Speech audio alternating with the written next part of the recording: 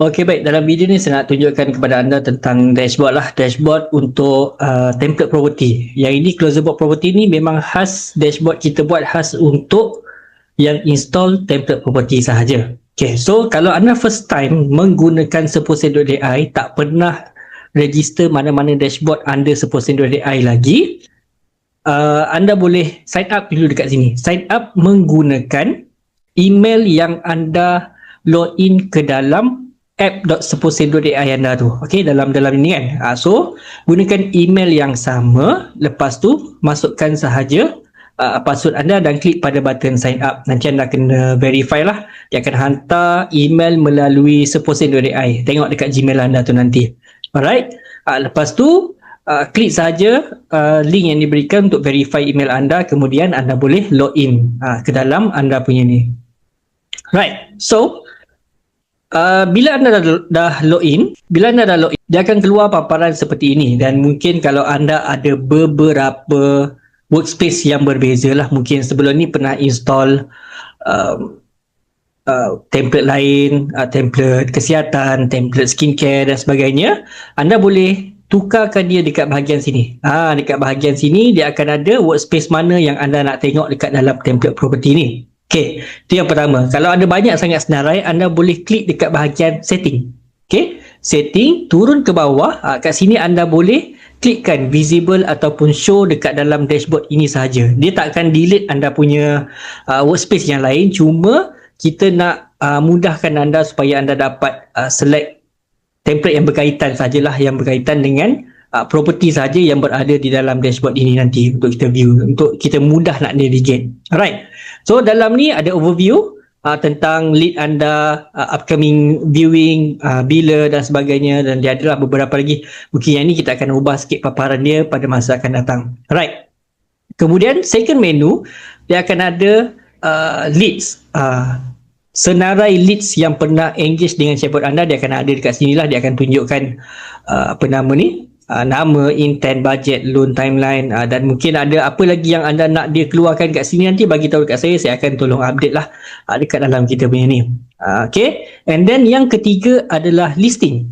So listing ni kalau kita tengok, kalau dalam new dashboard lah yang kosong lagi, dia akan keluar macam ni lah. So anda boleh klik pada button add listing. So bagilah nama dan pilih dia punya ni semua, masukkan saja, dan masukkan dekat bahagian description ini, masukkan detail yang lengkap, apa saja detail yang lengkap tentang property tersebut. Masukkan saja dekat dalam ni, sebab yang dekat sinilah yang chatbot akan tengok lah isi kandungan dia dan explain pada customer dan sebagainya. Okay, and then dia ada juga gallery. So gallery ni dia ada dua lah. Kita boleh add video, sama ada video tu kena embedkan dekat dalam YouTube, masuk ke dalam YouTube, dapatkan YouTube URL dia tu. Lepas tu bagi tahu juga description. Yang ini memang wajib lah, description, bagi tahu apa video tu tentang apa. So walk through video, type A4, living room, kitchen, master bedroom dan sebagainya. Bagi tahu, jelaskan supaya AI dia tak boleh tengok video tu apa, gambar tu tentang apa. So description inilah yang akan membantu AI kita tu nanti untuk dia pilih mana satu yang nak tunjukkan pada customer dan sebagainya.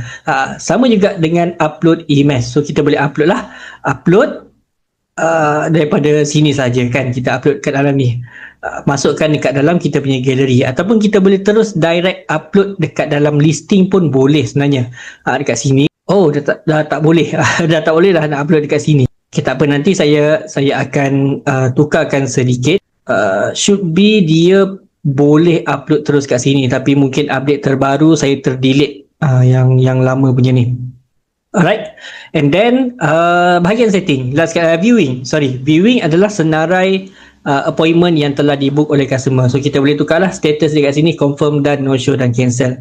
Okay, dan juga setting, kita boleh setkan viewing hours kita macam mana, Sunday, Monday dan sebagainya, and then days off dan juga block ataupun block date lah, bila tarikh hari mungkin kita nak balik kampung dan sebagainya, kita nak masukkan hari kita bercuti, tak boleh nak slot appointment pada hari tu. So AI akan tengok daripada sini lah bila dia nak setkan booking.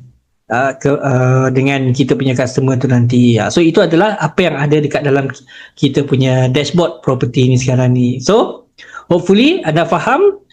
Boleh setkan dulu dekat dalam ni anda punya gambar-gambar apa semua. Lepas tu okay.